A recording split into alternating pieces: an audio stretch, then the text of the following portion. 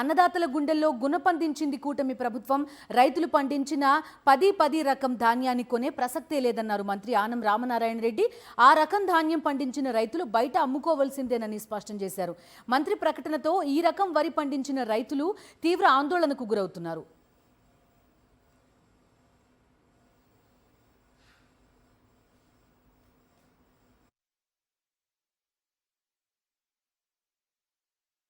ఒక విషయం మీ అందరి ముందు చెప్పాలి.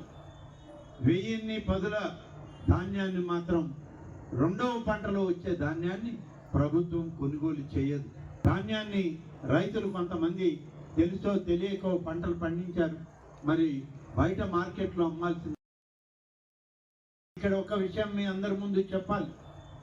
1010 ధాన్యాన్ని మాత్రం రెండవ పంటలో వచ్చే ధాన్యాన్ని ప్రభుత్వం కొనుగోలు చేయదు.